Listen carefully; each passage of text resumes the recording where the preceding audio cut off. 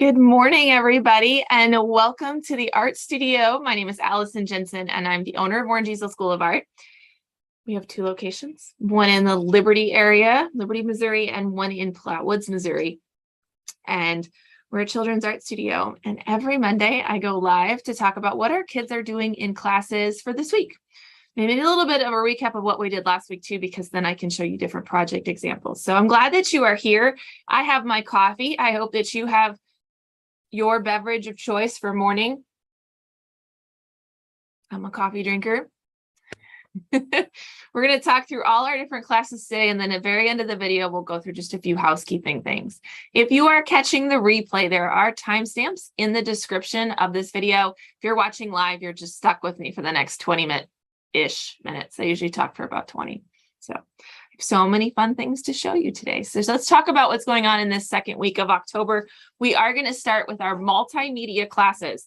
So it is Clay Month. Those of you who are new to the studio, let me reiterate that we change our media every month in our multimedia classes. That's why it's called multimedia. There's also something called mixed media, which means you're using like more than one thing to make your art. We do mixed media. That's in March. Right now, our multimedia classes do mixed media. That gets really confusing. But right now, our multimedia classes are doing clay. So we finished pastels in September.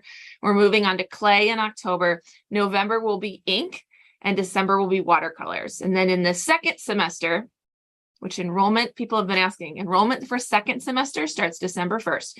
Our second semester multimedia classes do acrylics, printmaking, mixed media, fiber arts, and metals. It's 5 months in the spring semester. So, but we're doing clay right now. And I didn't bring everybody's project examples because I can't even explain what our closet looks like right now. And I didn't want to mess up any of the organization that the instructors have had. So I do want to talk through what the kids are learning in each of the classes. We have 3 different grade level classes. Well, we have lots of different grade level classes. We only have 3 projects. So my K1 multimedia and my second, third grade multimedia classes are doing the same project. And theirs is a pinch pot that we will turn into a candle. Now, this is how much I love you guys because I don't love clay, but I thought I'd show you what the kids did in class. Okay, so I do have some clay out here. So this is our air dry clay that all of our classes are using. Last week in our K1 and our second, third grade class, they didn't make anything to keep. They got to get the clay out and they got to practice working with the clay. They got to practice their clay techniques. They got to practice building their pinch pot. This week, they're going to take everything they learned and everything they practiced, and they're going to create their final pinch pot. So this is my air dry clay. The first thing we do when we get a piece of clay is we condition it. We warm it up with our hands. We get it soft and squishy and gooey. If we feel like it needs more water, we add water to it. This one's a little drier than maybe I would normally use it, but it's nice because it's not getting on my hands too much. For videoing, that's a good thing. So when we make a pinch pot, what we teach the kids is that the first thing you do is roll it into a ball after it's conditioned. And we're going to take our thumb, we're going to stick our thumb right down the middle of it. And there's a video on our YouTube channel that goes more in depth on how to make a pinch pot. If you're interested in that, it's under the Do Art Better banner, which is a blog I tried for a little while. So, but anyways, so I'm going to use my thumb and poke it right in the middle. And then I'm going to use the pads on my fingers to open up our bowl. And it's tricky because I've got to remember I'm working in 3D. So I have to work all the way down this edge when I'm gently, slowly opening up the walls of my pinch pot. I can't just take it and just squish the whole thing because it'll crack and it will break and it'll be lopsided. Some of our artists are going to take their pinch pots and they're going to turn them into different shapes. Last time we did this project, we had some that took their walls and created, a heart-shaped bowl or a more square-shaped bowl or a rectangular bowl. We can decide as a sculptor if we want our bowl to be really open and shallow or if we want it to be really tall and skinny. So these bowls or these pinch pots will then, like for finishing after they're painted and everything, they'll get wax, like a beeswax that we use, and a wick so that you can burn it like a candle. So we even have some really fun fall scents that they can add to their candle. We use a microwavable wax though. So if there's any of my studio owners, this is like the third time we've done this project, any of my studio owners out there have been looking for a really good wax, send me a message and I'll give you the link that we used to buy our wax, because I'm really impressed with it. All right. So I've finished my bowl. Yep. If I'm not happy with it, we just squish it back up, right? That's the great thing about clay. We just squish it up. It's really plain right now. There's nothing on it. My lighting here kind of like blows it out, so you can't see much, but you could use slip, which is a mixture of clay and water, and get all the cracks out. The next step in this process is to continue to shape it. So I can decide if I want it to be more oblong. You can see it cracked right here. Then I would use a little bit of slip and repair that. I can also add texture. So that's one of the other things that the K1s and second thirds played with last week, was adding texture to their bowls. So this is one that Miss Grace would have used for her example. I can tell because it has her name on the bottom. So we have all these different like printing and texturing tools. So they will decide on their design that goes on the outside. So we have designs not just in paint, but also in imprints that are on there. The big thing is to make sure they don't poke all the way through, or the wax just comes out the hole. So anyways, so that's how you make a pinch pot. And that's what the kids played with last week. And that's what they're going to be doing this week. But this week they get to keep what they make. And it will go into the closet with their name on it. And it will, it'll spend the whole week drying and be ready for them to paint in week 3. So week 2 for our K1s and second thirds is all about taking what we learned and building their final pinch pot. So that's what they are doing. My 4th and 5th grade and my homeschoolers, I'm trying to get the clay off my hands. My 4th and 5th grade and my homeschoolers are building jack-o'-lanterns. And these are ones that I really wanted to be able to take out of the closet, but I didn't want to mess up anybody's art. So I left it there. So you're gonna have to wait one more week to see their pumpkins. They look amazing. They did the exact same technique in making a pinch pot, but then theirs flipped upside down, right? And we kind of brought the edges a little bit further down so it closed into a pumpkin shape, but it still had an opening in the bottom, because it's really important that at the end we can put a tea light in the bottom and light up our jack-o'-lanterns. So last week they built pumpkins. They added their stem, they added their leaves, they used the carving tools and carved in kind of the grooves that are in, the pumpkin. And then they, this week they'll actually carve it. So there's our wet leather hard in the closet, and just waiting for them to carve this week. My oldest kids are doing stackable food sculptures.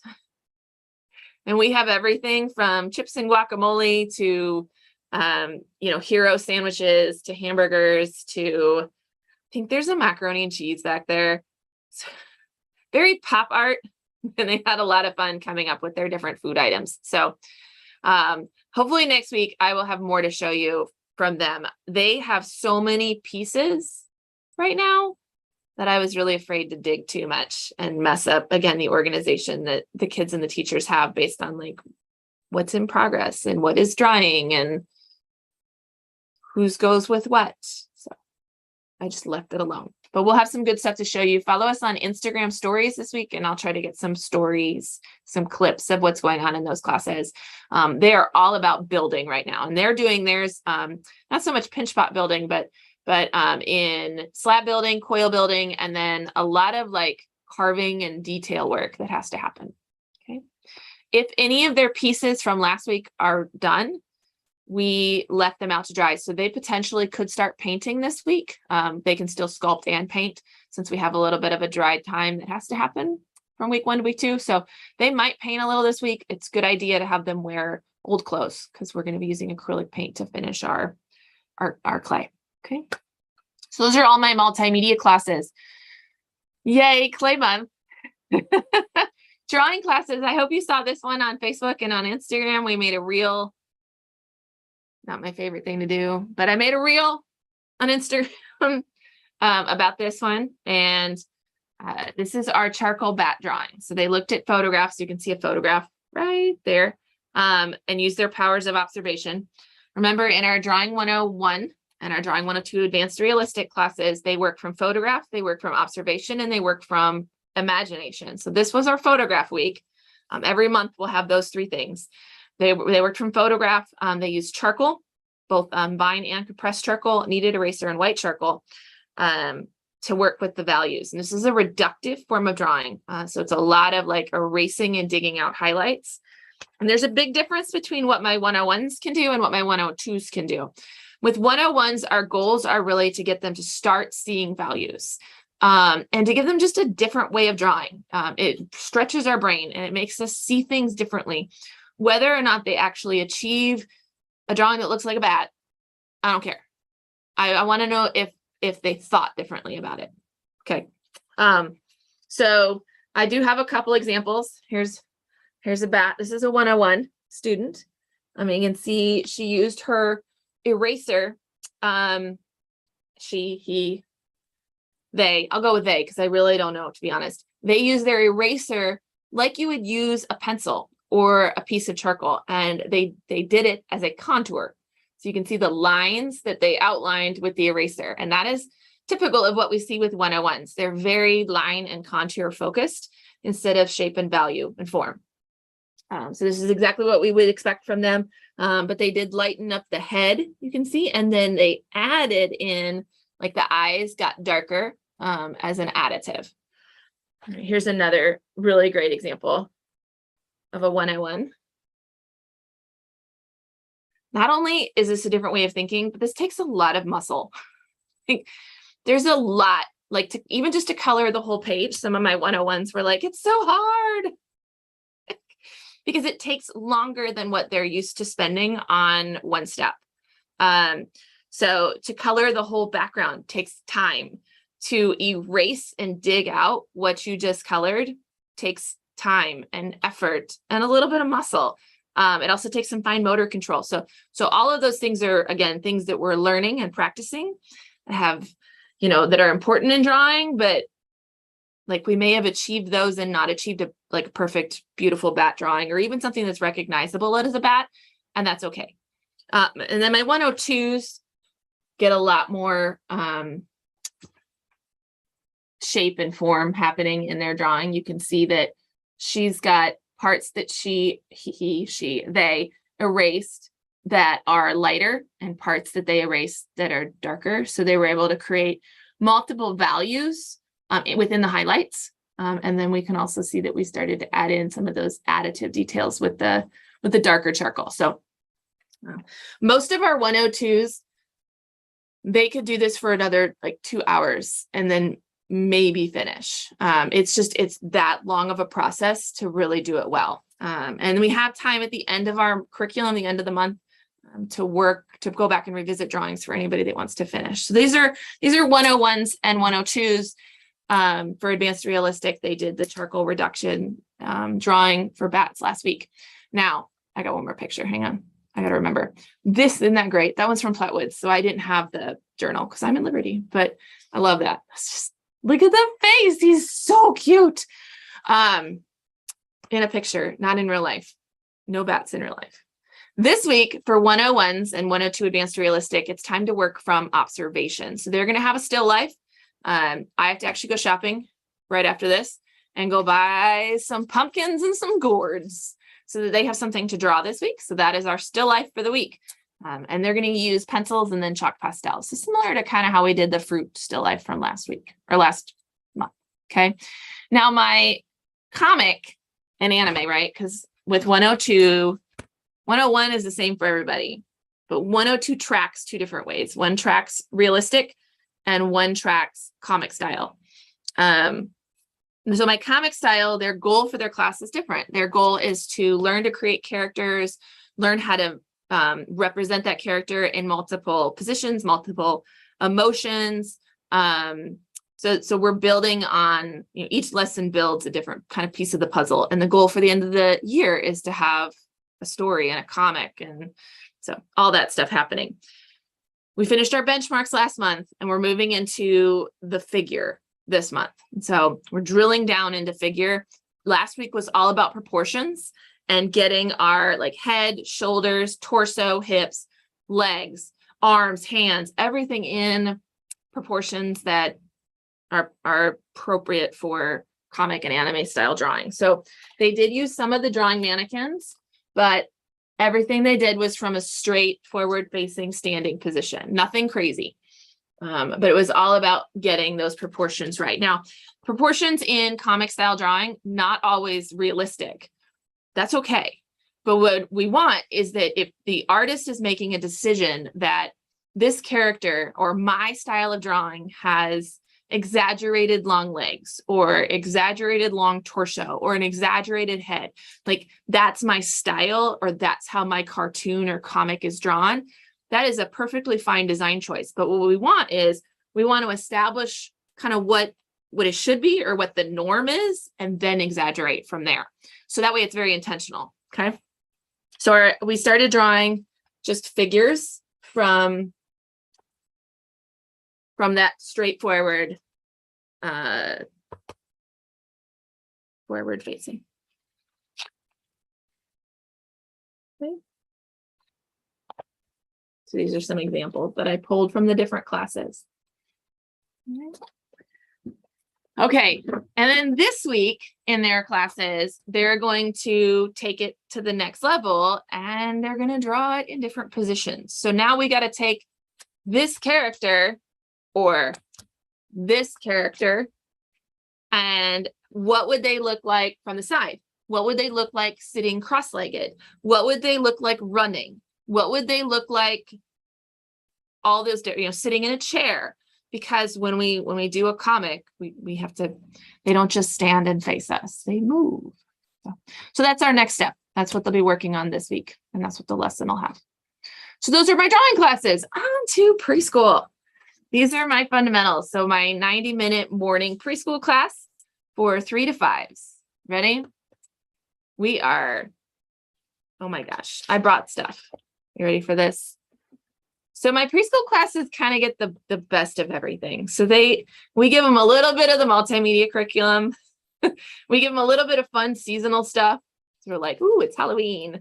And then we also do like art history and curriculum. So there's a lot of themes that happen each month. So it's clay month for multimedia. So we make sure that we're focusing also on clay. So my little ones, they read Lines That Wiggle last week, and we made clay slab bowls. This is not a pinch putt, slab, which means like a pancake, right? Roll it out, make a pancake, and then it dries inside one of our plastic bowls, and that's what turns it into the bowl shape. So it's kind of a little trinket dish. So they made slab bowls, and they used yarn for their lines that wiggle. Right, that was cute. So the yarn is stuck into the clay when it's wet, and it kind of sticks in there when it dries. I could probably pull it out if I really wanted to. We're going to put some epoxy on the top just to make it really stay in there so that it doesn't come out. And then the kids this week are gonna start painting the backs of their bowls and the edges of their bowls. We probably won't paint over the yarn. The yarn on the inside is perfect. Okay. It is line month. Remember, September was all about dots and circles, and this month it's all about lines. And so we're looking at the art of Mondrian. I told you I'd bring pictures. This is Piet Mondrian and some of his artwork. So we look at some of his art. This is probably his most famous style paintings that he does. And we talk about the colors, talk about the shapes, and talk about the lines that are in it. And all of our stories have to do with lines, and we spend a lot of time making different lines in different ways in our artwork. So obviously this one was about making lines with yarn. We also, this week, will read a book called The Perfect Square by Michael Hall. And it uses less about the lines and more about the squares that are made because 4 lines come together. And so if you're not familiar with this book, it's really sweet. But it is a happy square things happen to it. And it turns itself into different things. Oh, that's the green page. Of course you can't see it. Hang on. Okay, here we go. So here's a purple page. And it turned itself into a mountain. So anyways, I think it's adorable. And so this is one of my favorites. We'll read the perfect square, and then we will use squares and do our own things, cutting, ripping, tearing, crumpling, hole punching, and turn them into different things. So that's our lesson for this week. You can also see in here, I bought 2 pictures that I wanted to talk about. This is a great picture, but it's not a great picture of the tree. But this is our Halloween spooky tree. If I do my job tomorrow, I should have a reel about the spooky tree so that you can watch it on Instagram. But it is sticks from my yard stuck in a clay base. And then we decorate it with ribbons and strings and yarn and I don't know, all sorts of fun things. And they can twist it and tie it, and then they can snip and cut, and then we undecorate it for every class. So it just gets decorated and undecorated all the time. And it'll be up for the whole month. But look at all that line that happens there. And then Miss Sarah sent me this picture from Flatwoods. This is a top view, like a bird's eye view of one of their current favorite stations. For the preschool classes. I think this is actually in the toddler class, but it's a drink container, like a beverage container with the lid off. And so it's got one of those pour spouts on it. And that way the kids can dump, turn it on, dump, fill up a cup, and then go back from the top. So I thought I'd share that because that's a really easy thing to set up at home. You'll see underneath the beverage station is just an under the bed clear storage tub just to catch all the water. All right. I guess like for some reason I have a blank screen. Who knows what's going on with the slideshow? Let's go over housekeeping because I think that's all of my classes that I wanted to talk about. So upcoming registrations, I always try to make sure I tell you guys these because things fill up, right? Halloween filled up within, the grade school classes anyway, they filled up within like a couple hours. So registration for the holiday gift workshops opens like a week from today at 9 a.m. And I will activate all of them. And then when they fill, they fill. It's not like people always ask like, well, when do I know if I have a spot? Unfortunately, it's like we open every spot. And then if we get a cancellation, we go to the wait list. If we don't get a cancellation, there are no more spots. So if you think you want to go, make sure you get signed up. The holiday gift workshops are on the website under special events. So you can kind of scout them out and see what's going on. You can also go to Instagram. In our feed, there's examples of all 3 of the projects. And if you're like, I can't find that, Allison, just send me a message and I will either on Instagram, on Facebook, or in an email, and I'll send you the URL or the link to that post so you can see what we're making. There are 3 different projects and there's only 12 spots in each of the workshops. So yeah. Don't miss out. All right, the fall party. Those of you who are signed up for our October classes, you are invited to our all studio fall party. We do this every year, and we're gonna decorate pumpkins or carve pumpkins. You can do either or. We have stations set up. You have to bring a pumpkin though. I don't have pumpkins, just have the stations. And so traditionally we have like a gutting station where you take the top off and gut your pumpkin. A lot of times the Orange Easel staff's husbands are amazing, and they will come and they do the top removal of your pumpkins if you'd like. They're really big helpers. And so we'll usually have some helpers to help get the tops off, and then you gut them, and then you'll move over if you want to carve. There's carving tools. There's also, for those of you who don't want to carve, there's going to be paints, there's going to be glitter. Traditionally we do nails and brads, which is really fun. Like hammers and like little brads. So you can do push pins in your pumpkin. It's kind of fun. You can do any and all stations. It's just a free for all. And then in addition to that, we've got chips and hot dogs and waters, for anybody that would love some dinner with us. So we just hang out, we listen to music, we decorate pumpkins. It is Liberty, especially, really crowded at 5 o'clock. So when it first starts is when we'll get most of our people here. So it's okay if you space it out. It's okay if you come at 6.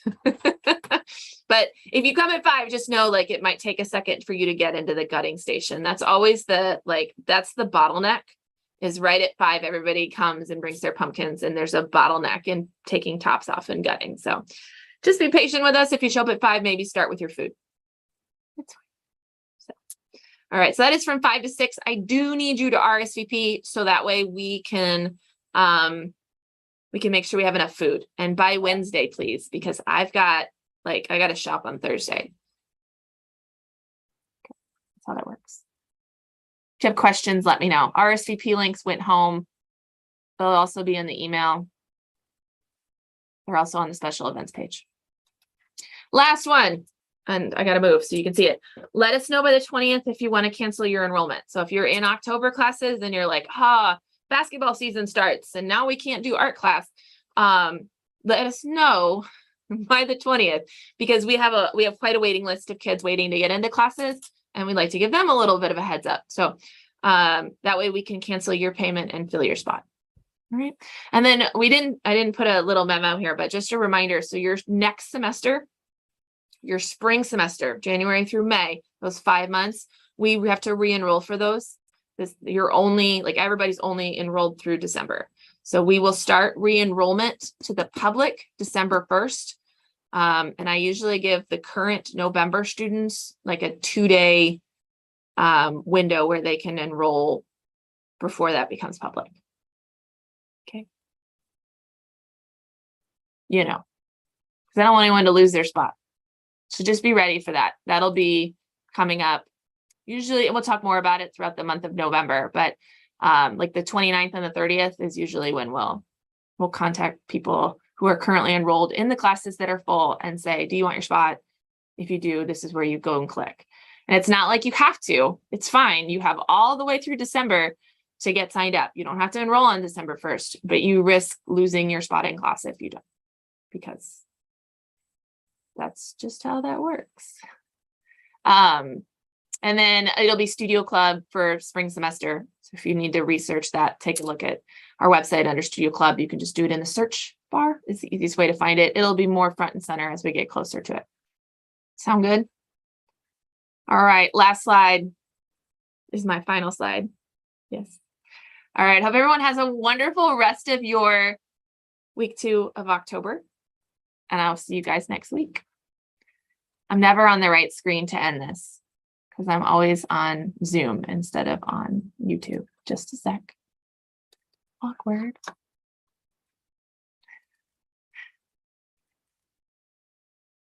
There it is. All right. Bye, guys.